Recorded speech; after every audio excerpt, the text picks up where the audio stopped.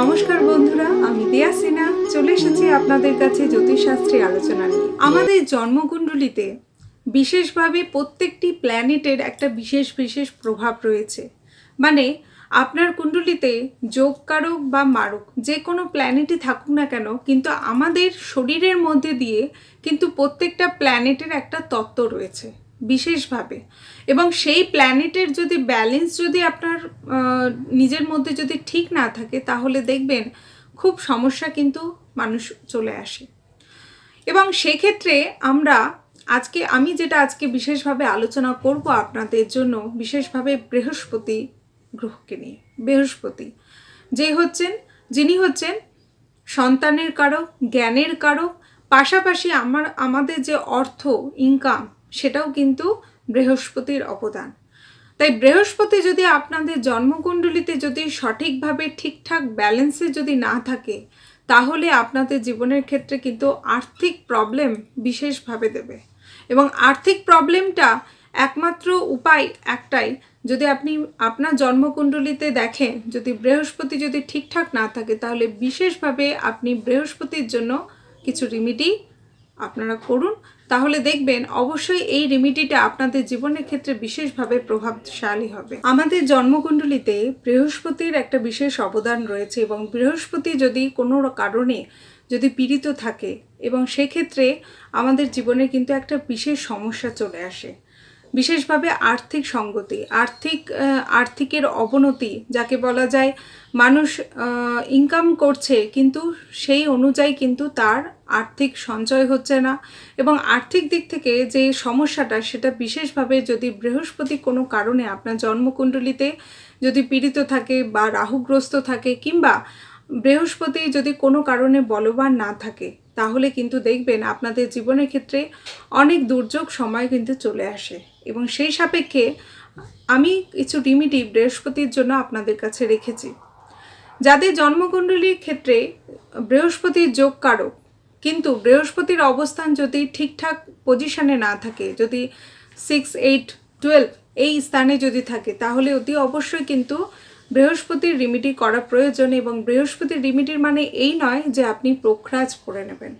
এই দিক থেকে আমি আপনাদের জন্য অন্য কি উপায় হতে পারে, যেটা বৃহস্পতিকে স্ট্রং করার জন্য বিনা স্টোনে আপনি বৃহস্পতিকে স্ট্রং করতে পারবেন এবং বলবান রাখতে পারবেন।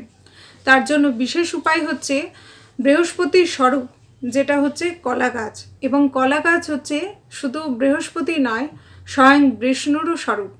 তাই বিষ্ণু স্বয়ং নারায়ণ, তিনি হচ্ছেন মা লক্ষ্মীর হাজব্যান্ড, এবং সেই সাপেক্ষে আপনি যদি কলা গাছের বিশেষভাবে পুজো করে থাকেন এবং পুজো করতে পারেন, তাহলে দেখবেন একদিকে আপনি বৃহস্পতিরও একটা আশীর্বাদ প্রাপ্ত হবেন, পাশাপাশি নারায়ণের এবং পাশাপাশি মা লক্ষ্মীর কৃপাও কিন্তু আপনার জীবনের মধ্যে এবং আপনার পরিবারের মধ্যে অবশ্যই থাকবে। এবং কলা গাছের বিশেষ বিধি ব্যাপারটাও রয়েছে, যেটা আমি আজকে বিশেষভাবে আপনাদের কাছে আলোচনা করব। এবং আপনারা বিশেষভাবে এটাই প্রশ্ন রাখেন আমার কাছে যে কলা গাছের পুজো বিধিটা কীরকম, কীভাবে এই পুজো বিধিটা করতে হবে। আজ সেই আলোচনা নিয়ে এসেছি আপনাদের কাছে। এবং আলোচনার পূর্বে এটাই আপনাদের কাছে রিকোয়েস্ট রাখবো, যারা আমার এই চ্যানেলে নতুন আছেন অবশ্যই চ্যানেলটি সাবস্ক্রাইব করবেন, বেল আইকনটি অবশ্যই অন রাখবেন, যাতে করে আমার আলোচনা আপনাদের কাছে সময় মতো পৌঁছে যায়। কলা গাছের পুজোর বিধি। কলা গাছ পুজো করার কিছু বিধি ব্যাপারগুলোই আছে। বিশেষভাবে আপনার বাড়িতে যদি কলা গাছ যদি না থাকে, তাহলে বিশেষভাবে পুজোটা করবেন আপনি কোনো ছোট কলা গাছ, মানে টপের মধ্যে নিয়ে এসে বাড়িতে রেখেও পুজো করতে পারেন। এবং পুজোর একটা বিধি নিষেধ ব্যাপারটা হচ্ছে কলা গাছকে সবসময় চেষ্টা রাখবেন পূর্ব দিকে বা উত্তর পূর্ব কোণের মধ্যে রেখে, বা ঈশান কোণ যেটাকে বলা হয়, সেই ঈশান কোণ হচ্ছে ব্রহ্মকোণ। মানে আপনার যে ঈশ্বর দেবতার স্থান সেটা হচ্ছে বিশেষভাবে বৃহস্পতির স্থান হচ্ছে ঈশান কোণ। এই ঈশান কোণের মধ্যে রেখে আপনি যদি পুজোটা করেন, তাহলে দেখবেন আপনার ঘরের বাস্তুদোষ অনেকটাই কেটে উঠবে। এবং প্রথম কথা, আপনার জীবনের ক্ষেত্রে যে আর্থিক সঙ্গতির যে দুরাবস্থা সেটাও কিন্তু আস্তে আস্তে কেটে যাবে, বিশেষভাবে এই কলা গাছের পুজোর মধ্যে দিয়ে।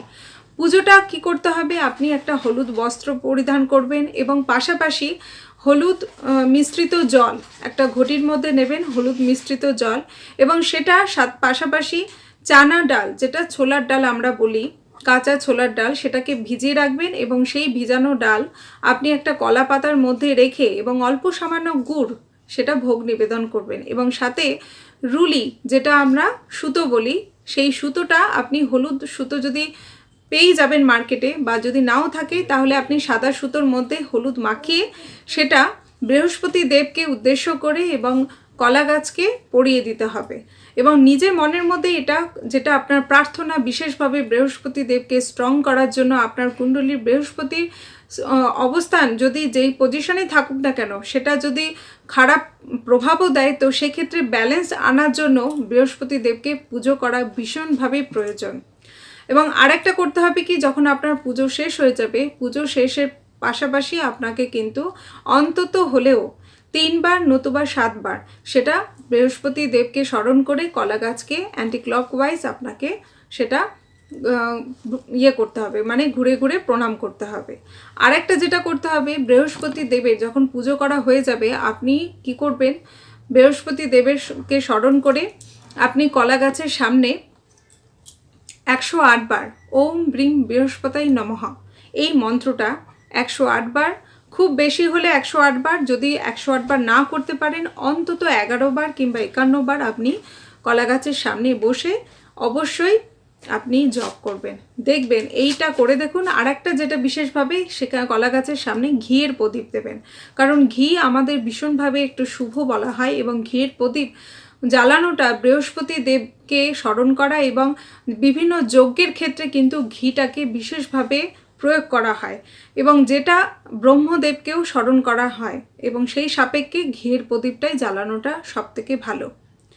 এইটাই হচ্ছে পুজোর বিধি, এবং এই পুজোর বিধি অনুযায়ী আপনারা যদি নিয়মিতভাবে বৃহস্পতিবার করে আপনারা যদি পুজো করেন, তাহলে দেখবেন খুব শীঘ্রই আপনাদের জীবনের ক্ষেত্রে যে আর্থিক দুরবস্থা সেটা খুব তাড়াতাড়ি দূর হয়েছে। এবং আরেকটা বিশেষভাবে বলবো, যদি কারো ক্ষেত্রে বিবাহ হচ্ছে না বা বিয়ের জন্য পাত্র পাত্রী খুঁজছেন, এখনও পর্যন্ত বিবাহের জন্য বিশেষভাবে প্রবলেম হচ্ছে, তাদের জন্য বিশেষভাবে বলবো আপনারা অন্তত শুক্লপক্ষের বৃহস্পতিবার করে স্টার্ট করবেন এই বৃহস্পতি দেবকে স্মরণ করে, কারণ বৃহস্পতি দেব হচ্ছেন বিশেষভাবে সন্তানের কারক এবং পাশাপাশি বিবাহের কারক গ্রহ। সুতরাং যাদের সন্তান হচ্ছে না তাদের জন্যও বিশেষভাবে বলবো আপনারা অতি অবশ্যই কলা গাছের পুজো করুন, দেখবেন খুব শীঘ্রই কলা গাছের যে একটা পুজোর ফল, মানে সুফল, সেটা অতি শীঘ্রই আপনারা পাবেন। এই সামান্য এই পদ্ধতিটা আপনারা যদি নিয়মিতভাবে করতে পারেন, আর তার সাথে সাথে আরেকটা কথা বলবো, বিশেষভাবে বৃহস্পতিবার করে যাদের সন্তান হচ্ছে না তাদের জন্য বিশেষভাবে বলবো, বৃহস্পতিবার করে কোনো শিশু সন্তানদেরকে অন্তত কলা কিংবা কোনো কিছু, মানে যেটা হলুদ রঙের জামা কাপড় কিংবা হলুদ রঙের বস্ত্র বা হলুদ রঙের কোনো কিছুই, এবং পাশাপাশি ফল হিসাবে কলা, সেটা যদি কোনো বাচ্চাদের বা গরিব দুঃখীদেরকে দান করেন, তাহলে দেখবেন আপনাদের জীবনের ক্ষেত্রে যে সমস্যাটা সেটা খুব শীঘ্রই পার করে উঠতে পারছেন। যেদিন কলা গাছের পুজো করবেন, মানে বৃহস্পতিবার, অতি অবশ্যই কিন্তু কোনোভাবে কলা গাছের ফল গ্রহণ করবে না। গ্রহণ মানে আপনি খাবেন না, এবং কলা গাছের ফুলও কিন্তু খাবেন না, কারণ আপনি যে গাছের পুজো করছেন সেই গাছের ফল খাবেন, সেটা কিন্তু করতে গেলে আপনার পুজো কিন্তু বিফল হয়ে যাবে। সুতরাং এটা বিশেষ বিধিনিষেধ, এটা কিন্তু অবশ্যই খেয়াল রাখবেন, এবং অতি অবশ্যই বৃহস্পতিবারের দিনটিতে যদি চেষ্টা করবেন অবশ্যই কিন্তু সেদিন নিরামিষ আহার করতে, কারণ আপনি একটা বিশেষ ব্রত রেখে কাজটা যখন করছেন তখন এই ব্রতর যে নিয়ম সেটা অতি অবশ্যই পালন করবেন। ভালো থাকবেন, সুস্থ থাকবেন, এবং অবশ্যই আমার চ্যানেলের সাথে জুড়ে থাকবেন। আজ এই পর্যন্তই, নমস্কার।